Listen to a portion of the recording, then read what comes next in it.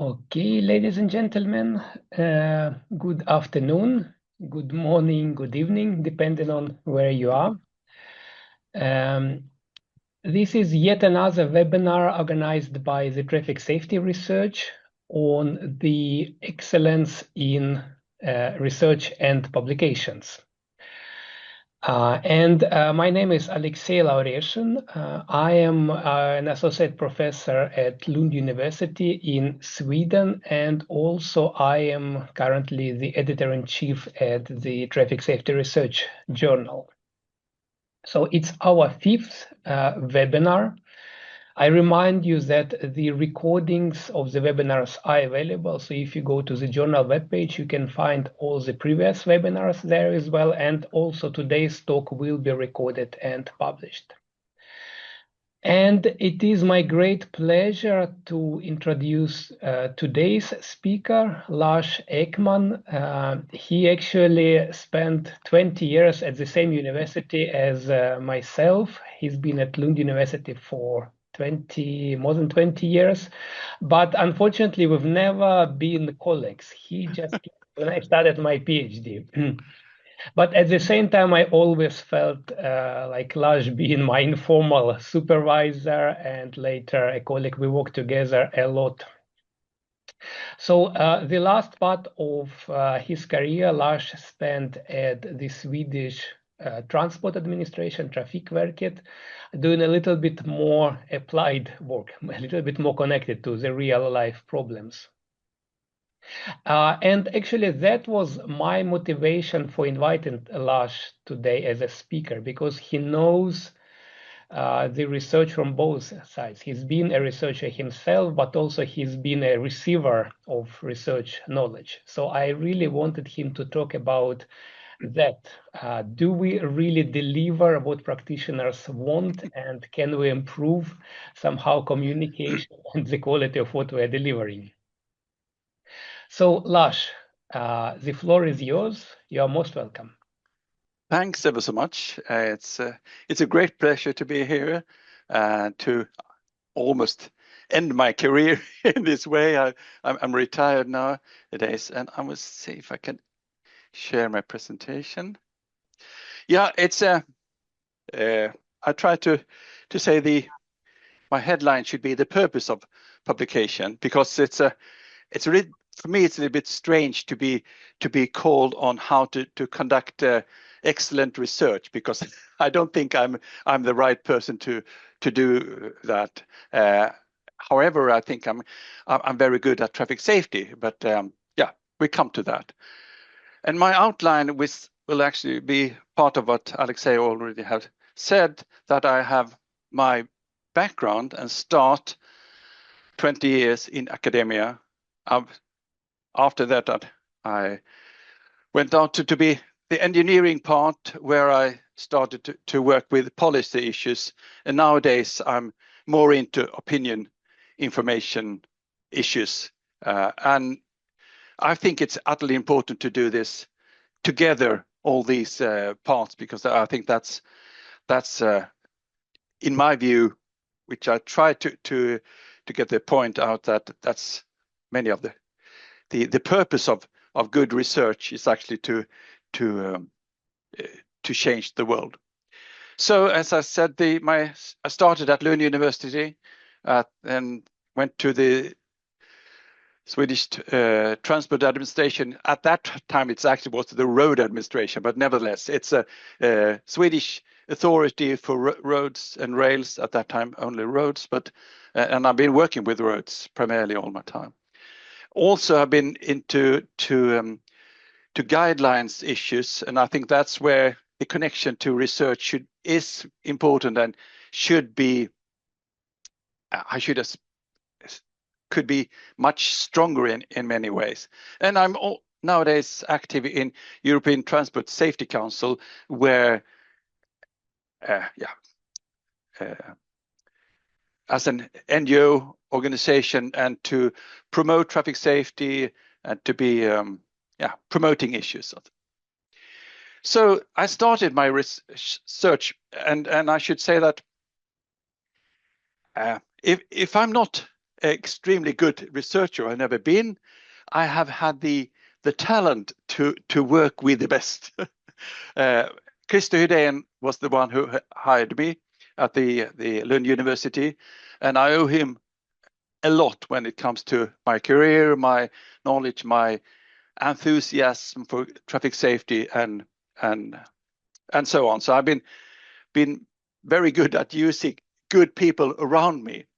So Christer told me a lot about how to carry out research, how to make research interesting for the society, how we can change the society by doing the excellent research. But the downside of that was that we were, at least I was never really good at publishing myself and doing the work really good. So I had to quit after 20 years and do something else.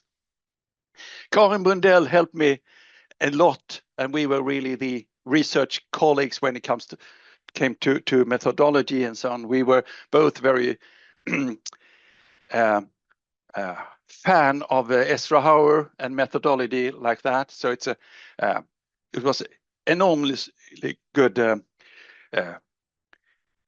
support in this when it comes to research. I also owe Oliver Carsten, who had a similar presentation, not the previous, but the previous before that. He taught me very much about the international arena. I spent a year in England with Oliver, and to learn the language and to learn how to teach or to spread the knowledge into organizations and so on.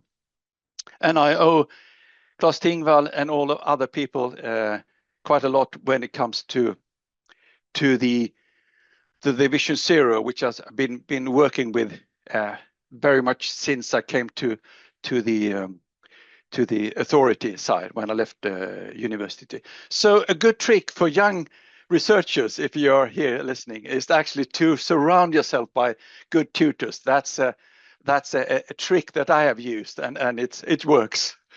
So I don't know how to do that, but to be, I think that's utterly important, because I think it's impossible to be a good researcher entirely on your own.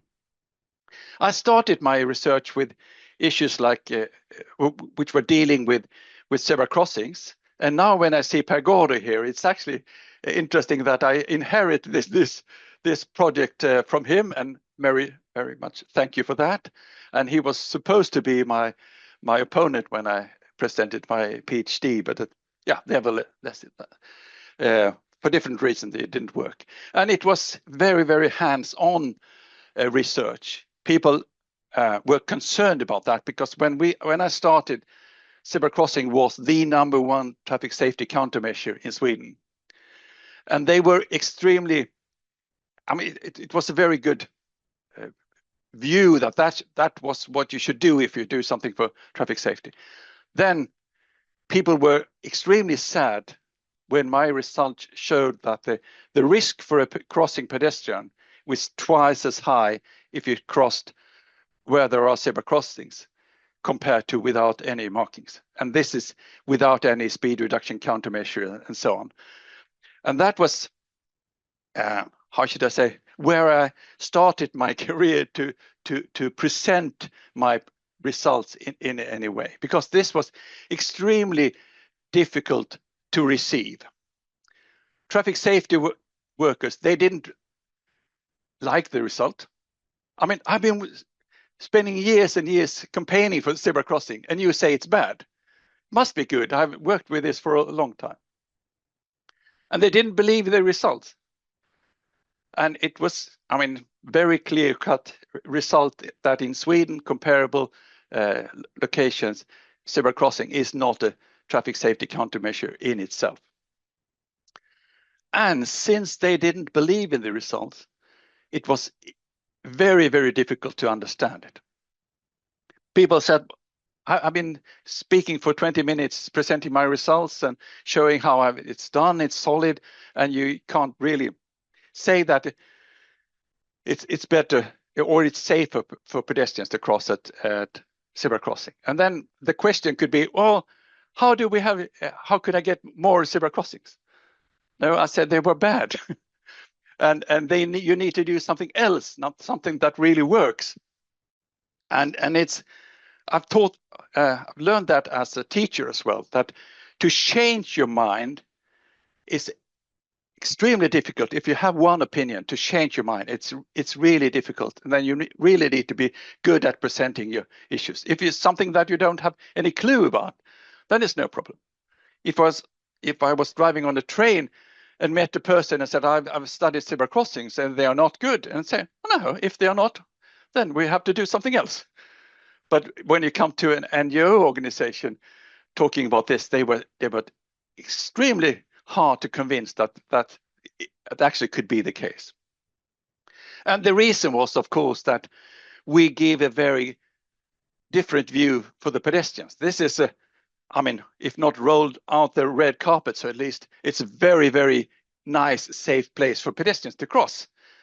But for the car drivers, this doesn't give the impression that you have to be careful for the pedestrians here. You drive as you used to do. And it's very weak marking for the cars, and that's the problem. Luckily nowadays, it's actually, this place is changed with the humps and so on. So now it's really working, but that's many years later. But what I found out when I came to the authority side is that the important thing is actually, when it comes to traffic safety, it's not the traffic safety project. It's actually all the other projects that need to be influenced by good safety. Huge amount of money is put into road projects and so on. And if you do something wrong in the early stage, it's virtually impossible to change it. This will last for decades, and there will be no money left to change anything if you don't do something wrong. So the earlier you can come in, the more important. Thus, we need to go to issues like guidelines. An exception was actually the 2+1 road in Sweden. They went rather quick and good success when it comes to traffic safety.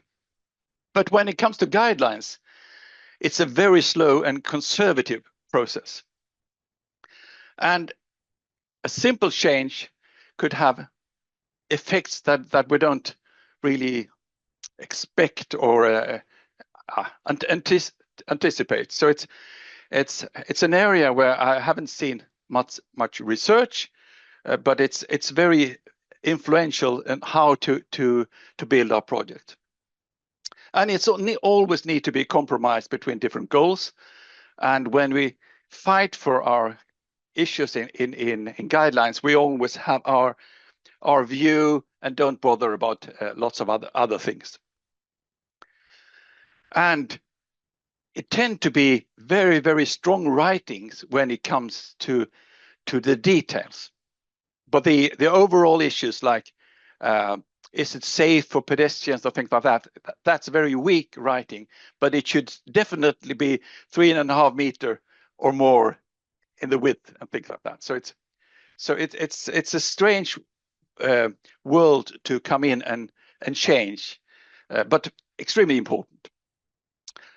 This about the details. This is a guideline from 2012 about a bus stop. And you can see quite a lot of details here about the merging area, acceleration lane and issues and spaces and everything. And this has been the guidelines for bus stops for a very long time. There is one tiny thing that is missing. How is this bus stop designed for the bus riders, for those who should go to the bus stop? There is not even a drawing on how you should come if you are living on the other side of the road. Slightly progressed, and you can see here it's difference between speeds, because we are so concerned about if we are annoying other cars on the road. So that's the most important issue with the bus stop. But in my view, the issue is actually for those who should go to the bus stop. That's where we see the dangerous fatalities and so on. A newer version, at least we could see some signs on how to cross the road, how it should be dealt with, where it should come, so you actually could think about the pedestrians coming to the bus stop. But for a long time, there was very, very little written about how to come to the bus stop. Here, it's actually you could do it in 2 stages, and at least you should consider it. So that is something that I realized that we need quite a lot of input to do the guidelines correct, because that's how we build the roads. And sometimes good research actually have influenced quite a lot the work with the Vision Zero.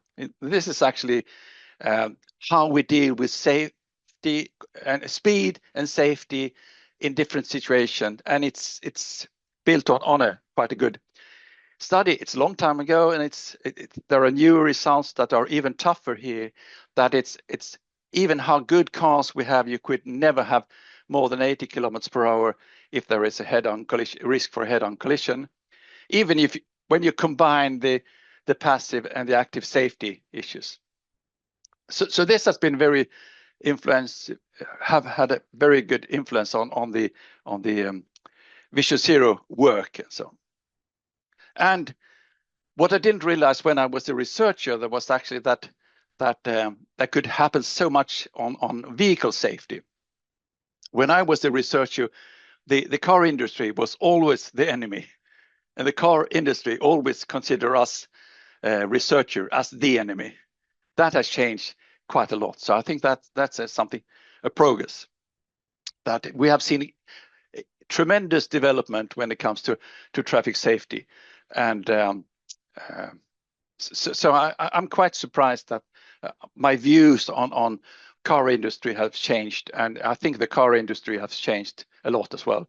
I just actually asked the person at Volvo safety unit and said, well, what happened in this area? You have changed your mind? And some people have changed as well, been exchanged. So that's an area where I'm quite surprised that you could see a big change. But we also need good research and that could be used for the practitioners. And here is actually one of the problems with the 2+1 road is actually the intersections that have very high speed. And it is here we should never have more than 70 kilometers per hour here, and we have a good solution. It's where we have chicanes and so on to reduce speed. And here I have to salute a good study from Lund University, where they were able to present the material in a very, very good way. So I could give it to one of my colleagues, showing that it's really working. And even the researchers were a little bit surprised with this results. I remember one of the people doing this said, well, it's quite possible to drive fast in this intersection, but people don't, because the effect is that you actually feel more uncomfortable.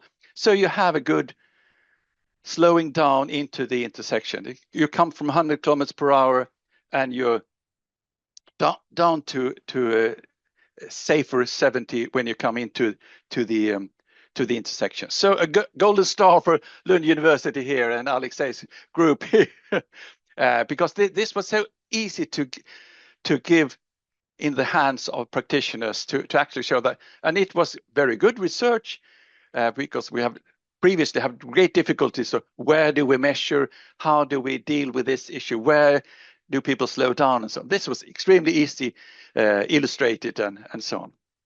And I'm trying to illustrate this in the way that if you're coming into this intersection, you're approaching deviation in the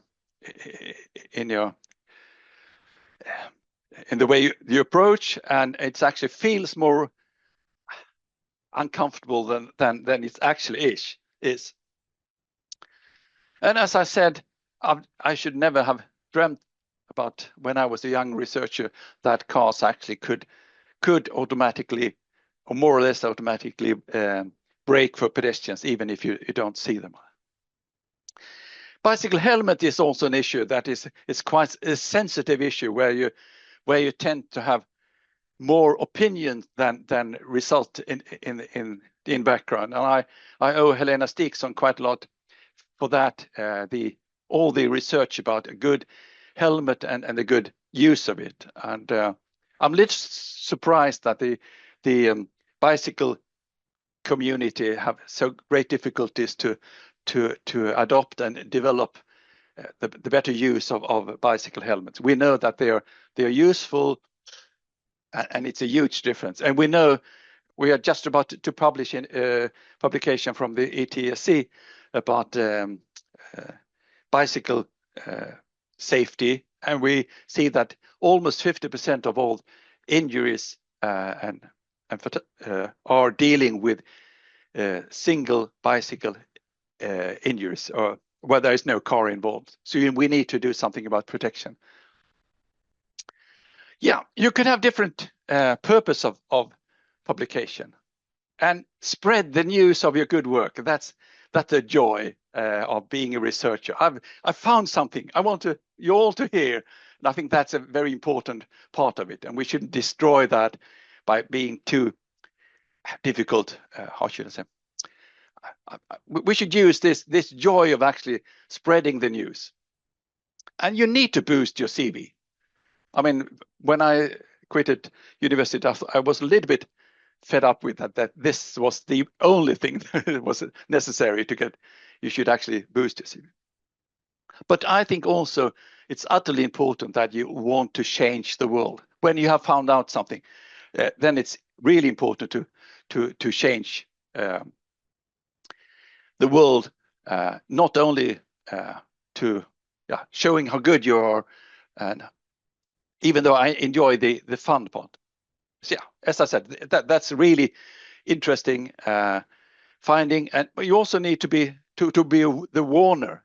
This is dangerous. Zebra crossing are not as good as you think, or think of that. It's not. Visual communication is more than just the view. It's something else as well. And you also need to teach to teach and to learn the good methodology in a good way. And I think we need to boost our CV.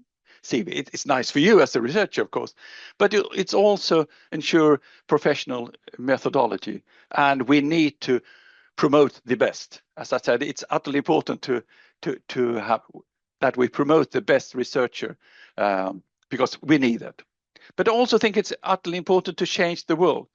The warnings, change people's mind, and the help in prioritizations, because in the area of traffic safety, people have so much views, and it's very difficult to change. And we need solid argument. And the Vision Zero, as I've been adopting or promoting quite a lot, is actually something where we use the crash violence as the essence. And we need crash data or injury data, speed, exposure, and things like that. So data is utterly important. And we have been very helped by having in-depth investigations of fatalities, police data, and hospital data, because we need different views on the injury problem.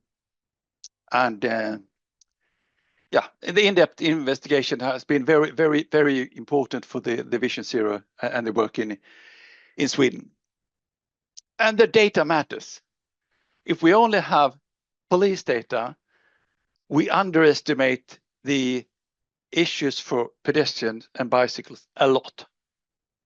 And in most countries, as in Sweden, if you falling as a pedestrian, it's not considered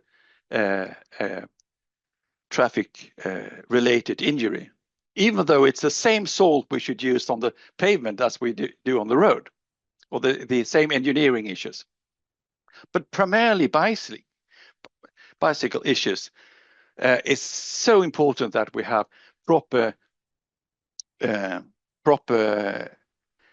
injury data from, and I think it's only possible if we use hospital data. I don't think you should have you don't need as good data as we have in Sweden, where all emergency units actually are involved and so on.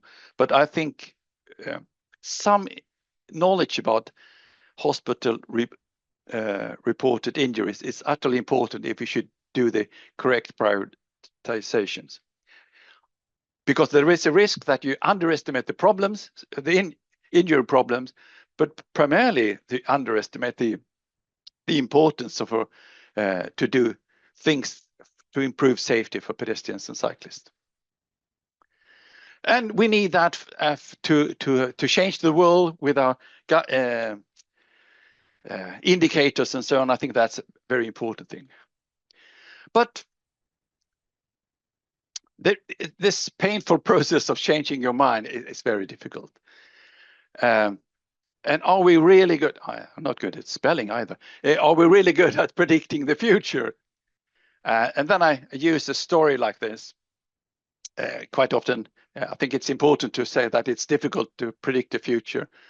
The man here is talking to his grandson and said, in the future, my son, you will see there will be 10 times or 50 times more horse wagons. Well, it might be true. So when the grandson grows up and realizes, my grandfather was right, there are 10 times more horse wagons. What he didn't tell me was that the horse should sit inside the wagon and not pulling it. So it could be very difficult to forecast the future, even if you try. So be prepared that the future could be different. And my experience is I have had wrong so many times about predicting the future. I mean, you could forecast the trend, that's okay, but the paradigm shift and so on, it's very difficult. And I think also it's strange because we have so strange norms in traffic.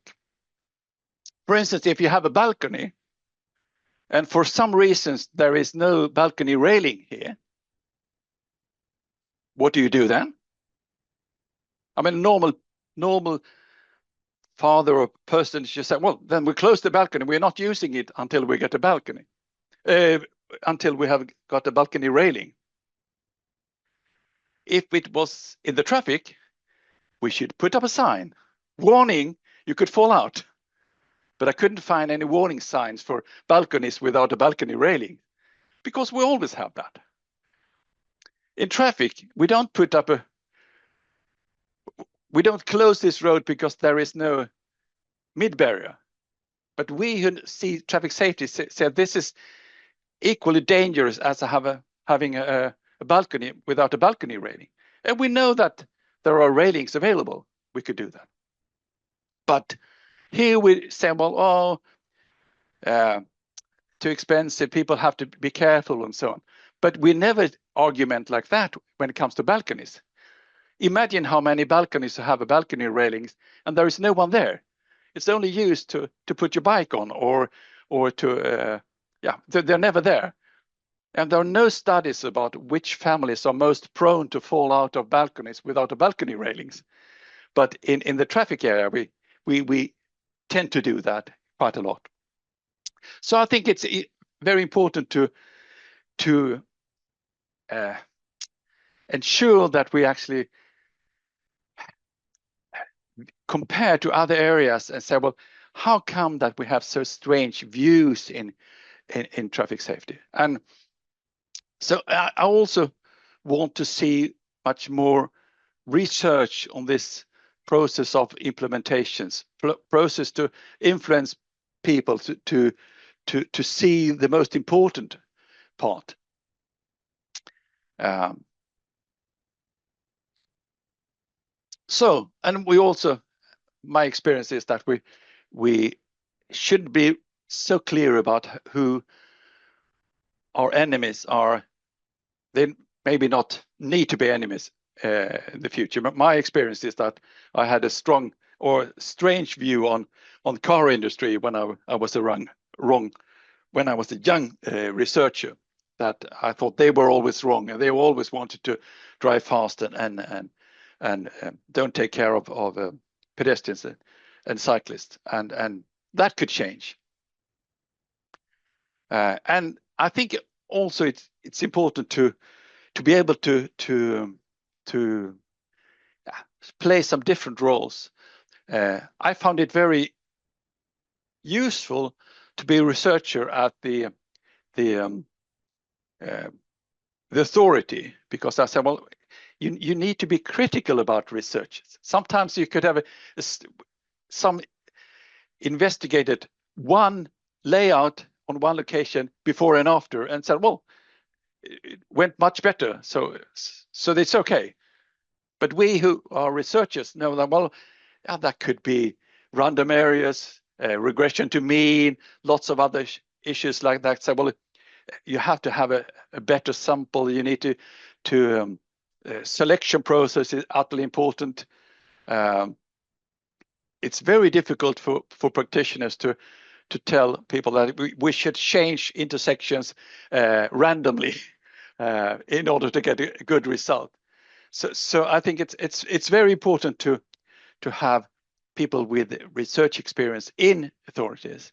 And also, I think it could be useful for researchers to have more knowledge about the work that is done if that is more real world than the others, I don't know, but it's where you really want to change things. For instance, you need to know more about the legal issues, political climate, political possibility, economical situation, and all different other areas that need to prioritize. We don't build roads only because they should be safe. They are primarily built to transport people, and we have needs for environmental issues and noise and lots of other issues that need to be considered. Yeah, but I think it's important to make sure that we really can change people's mind. But nevertheless, I think it's utterly important to have really good data. Some people say it's easy to lie with statistics. My argument is that it's much easier without. If you have data, there need some skills to be lying. If you don't have, you could have your own idea straight up and on. So I think it's utterly important to have good data and to be presented so people do understand it. And I think that research should play a more important role when we decide on what we should build and not. And I think I could quote Ezra Hauer on that. He was a bit concerned about so many research studies were dealing with nitty-gritty small details that was not very important for the issues. For instance, I remember he said that we are discussing the sight distance to a box lying on the road, but nobody discussed how's the size of the box. What should we be able to see to be able to stop? I mean, do we really need to be able to stop for a rabbit, or what do we really need to be able to see? And thus, the height of that box is more important than anything else when it comes to sight distance and so on. Yeah, and facts and direction plays a very, very big role, and I think also warnings, because free research really need to be be the warning, truth sayers in different areas. And I think that's a very important. Thus, the research need to be free. You need to be the unpleasant person saying, in my case, it was that zebra crossing in Sweden wasn't that good as you thought. Lots of other things that we need to warn people or to warn the society. And I think the researchers are the one who can do it with authority. And prioritization is utterly important. And then I think it's an area that I realize now I should have a slide about. That is actually the enormous jungle of research that is very difficult as a practitioner to grasp and use. So I should have had one slide stating that the meta-analysis that Rune Elvik analysts do has been very, very important. The traffic safety handbooks, things like that, putting things into perspective, comparing studies and so on is utterly important. So I think that's, considering my view that have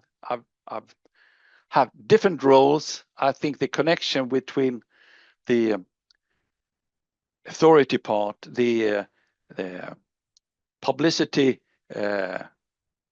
part, or the promotion issue, and engineering and research, it's really important to have good hands, us in between.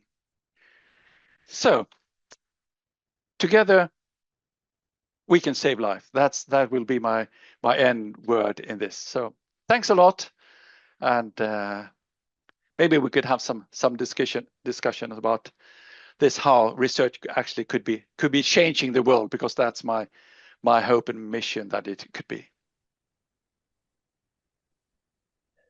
Okay, thank you very much, Lars. Maybe you can stop sharing so that we can see each other well.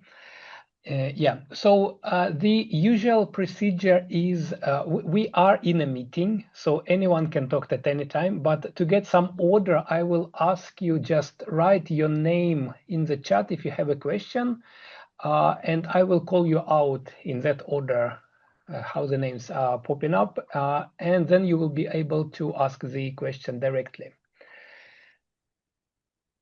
Yeah, so I see Deepak, you've written a question, but yeah, please just speak up. Yeah, let's have a live talk. Deepak Kapler. Hi, good afternoon. Very interesting. I was wondering about the significant difference between hospital data and police data you presented from 2020. Because hospital data are not easily available, how do we justify in terms of design something that we use hospital data and that this is how we came with the conclusion? Because police record are more easily available than hospital. It's very, very difficult to get hospital data. Yes, I do understand. It's very, very difficult to get it, but I think that as I tried to say, that you don't need to have the full coverage of everything. But I think that the findings that we did many years ago, when we started with this, with the research that often was done at the hospital, where you could see things, you got these findings that you have quite a lot of people that are worse injured than people coming in crash with a car, and yet the police haven't reported it. Because why should the police report if you have run into a lamppost with a bicycle, for instance, or you have been if you're hitting a collision with car and bicycle, I mean, who is interested to involve the police in that? But then you could actually do samples and do good research. Let's say one university hospital in one city, you could get these proportions correct, and knowing that there is there is a hidden number if we use only police data. And one other thing that is important, if you have information from different sources, you could get some kind of how should I say, estimate of the accuracy. If you only have one number, you never know if it's correct. And when we started to use both hospital data, police data, and our own in-depth investigations of all fatalities, they were never the same. And some people were very annoyed. But if you have a GPS system and you have 12 different satellites and they don't get exactly the same coordinates, well, that's a point, because now I know the accuracy of my estimate. So I think we should salute the benefit of having different views on things. But it's a hard work.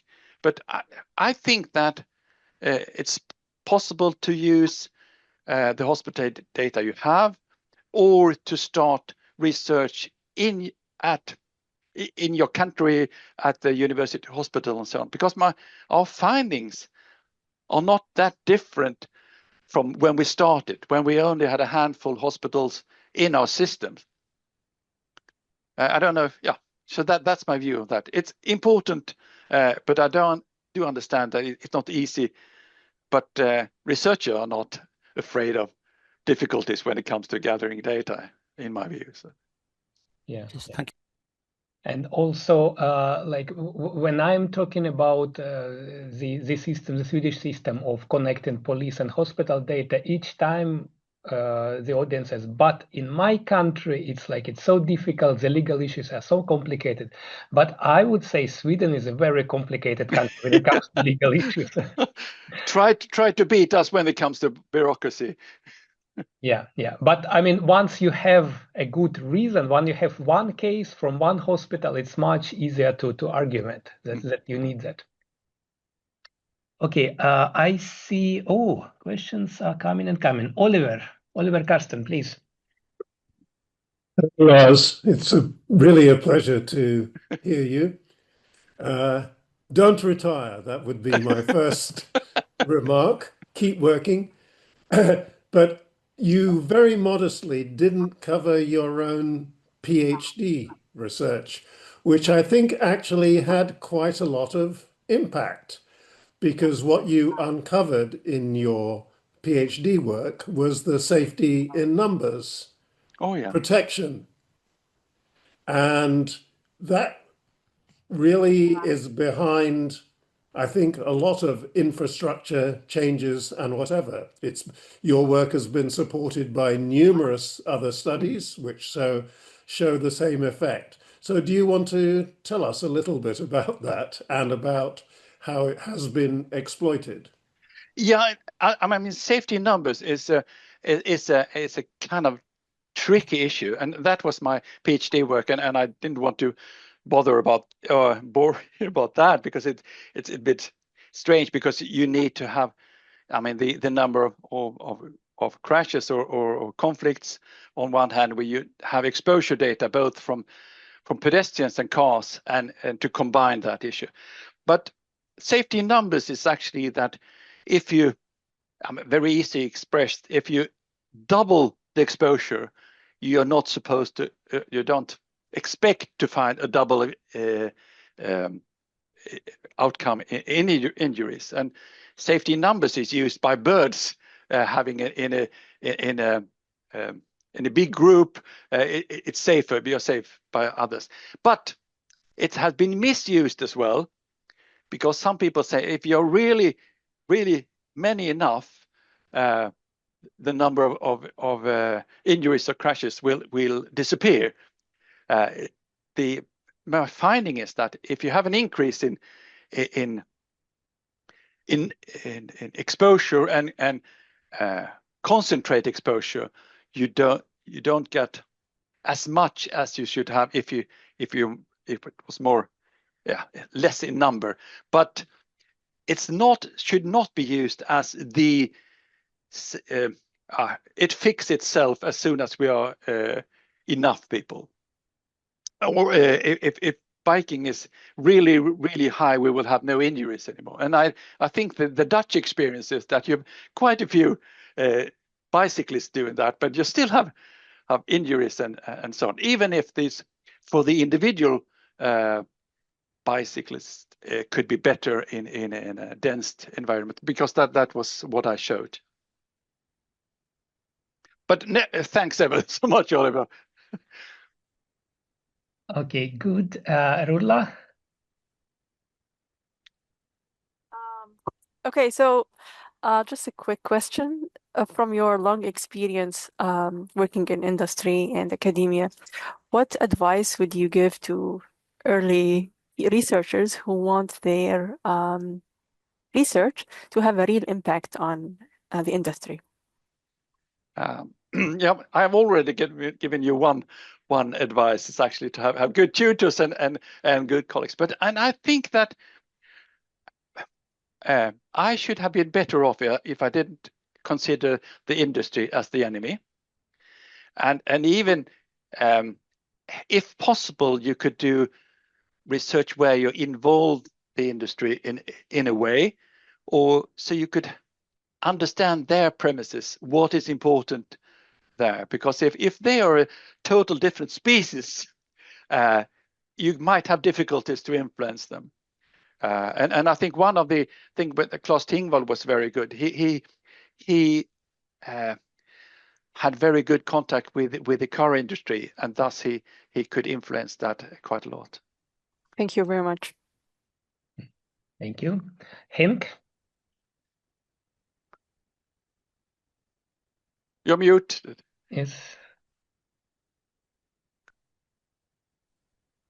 No, I don't have a question. I'm just being happily listening to Lars and all the others. But I would like to make a remark.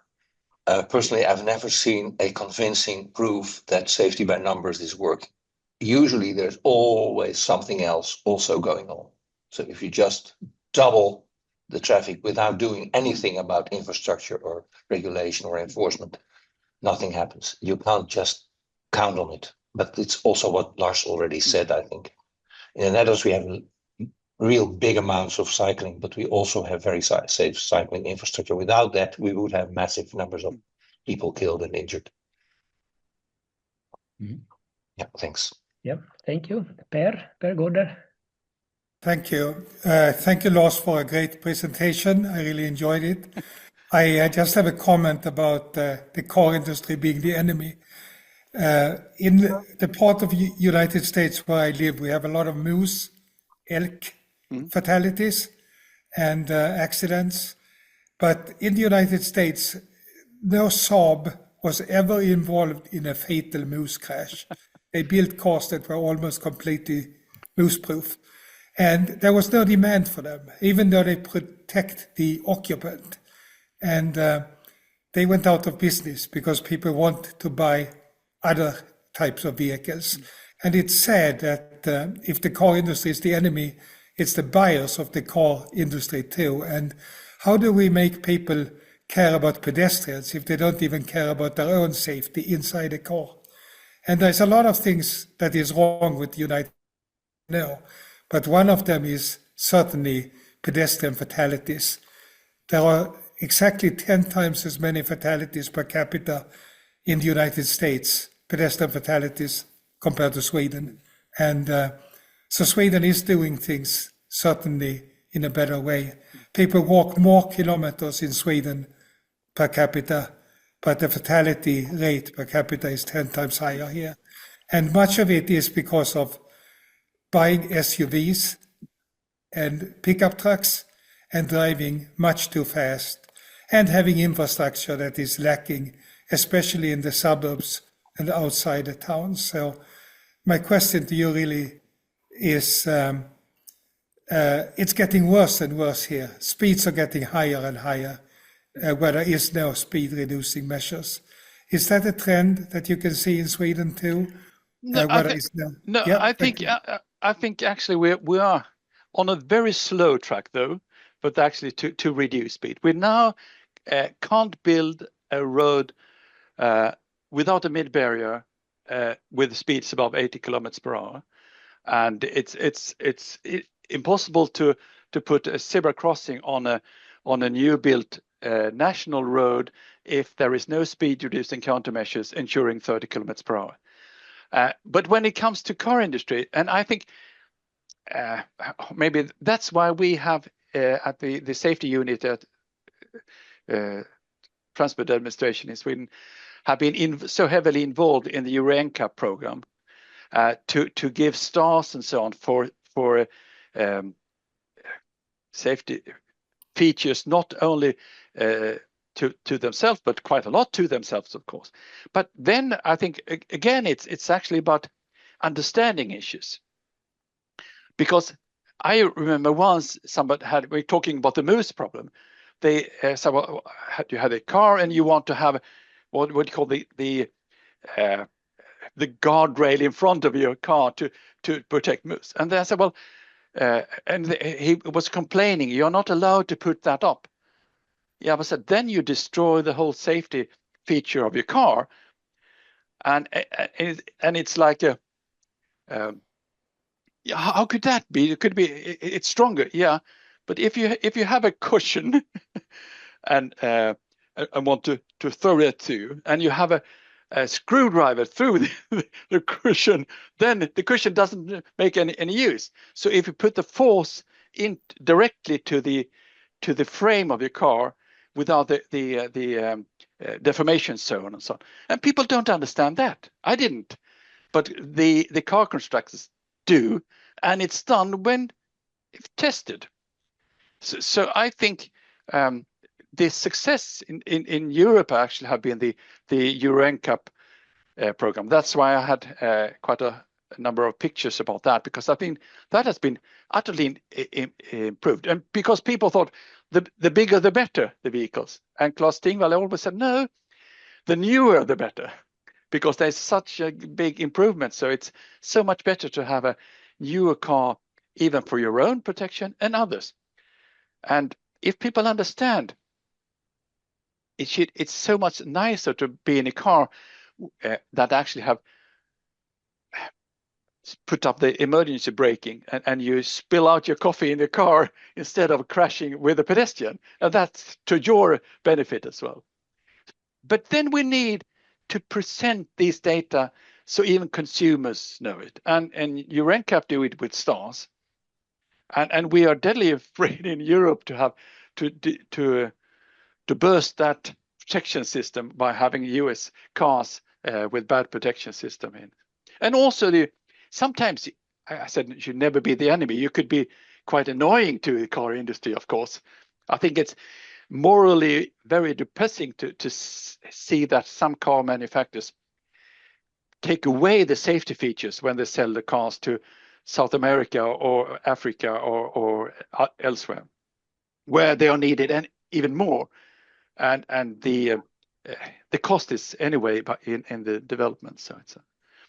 So I do agree, but I think knowledge and presenting the knowledge is still the key issue, and that's where we fail. We as a researcher, or when we should present our results. Mm-hmm. Thank you. You actually started already answering the next question. Nuria, can you please speak up? Nuria Yassira. Yes, actually, he just answered my question, because for Latin America, for example, we have Latin NCAP, and many brand and models of vehicles here are unsafe compared to Euro NCAP brand and models. So they take out safety features to sell in Latin America. And I remember a study by the Inter-America Development Bank that just to meet basic standards of safety for vehicles, they just needed like $300. But why brands are not doing it for Latin America, but they do it for other markets? Sorry, I couldn't grasp your question really, but Yeah, I tried to say. it is written in chat, so I can repeat for you. So basically, the question is related. The safety features, they're not that expensive. I mean, airbag is not very expensive, yet the brands, when they deliver a car to Europe, it has all the features, but when they sell it to Africa or to Latin America, those features are removed, even though the effect on the cost is not that big. So your comment on that? Yeah, that's actually why I try to make that comment, that it's deeply immoral. And again, I like to make comparisons with other parts of society. Do you think that a mobile phone company could do the trick that, you don't need more than one camera on your phone in Africa, or you could take away all the features that we have here, that we have developed, even though there is virtually no cost, but they should be more fancy in Europe than elsewhere. I think it's totally ridiculous to do that. That's exactly what we do. And it's we who have the knowledge that should speak up and warn. And no, we're not warning individuals, we're actually warning countries and so on. So why on earth do you want to have the modern telephone system and an old-fashioned vehicle system, and it's not driven by cost? Other things are cost-driven, not that. So I think that's something where we need to speak up. We who know this issue, and it's I think that's. Of course, it could be difficult to understand because we always think that the fancy parts are expensive. Yeah, they have been expensive to develop, but once they are developed, they are not that expensive.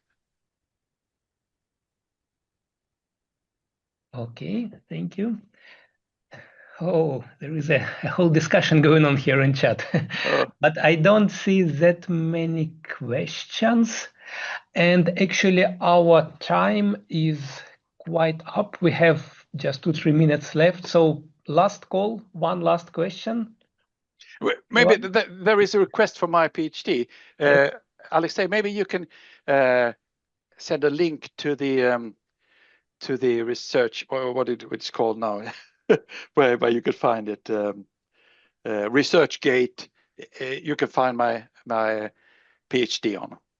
Okay. Yeah. Okay. I will fix it. So no last question. In this case, Lars, thank you very much. It was very interesting talk. Thanks. It was a very interesting discussion, and we kind of left a little bit the topic of publishing. I felt more as a researcher, not as editor, but I enjoyed the talk a lot. Yeah, but as I promised, the recording is coming, so you can rewatch it if you're interested. You can share with your colleagues, with your students. All the webinars are recorded, and actually I've seen quite many of my senior colleagues sharing with their students, really recommending to see those talks because it's really very good messages out there. And also together with the recording, I will share the link. I need to find where your thesis is. We have it on paper for sure, but there must be electronic version as well. So I will put a link together with the recording as well. So once again, thank you very much, Lars.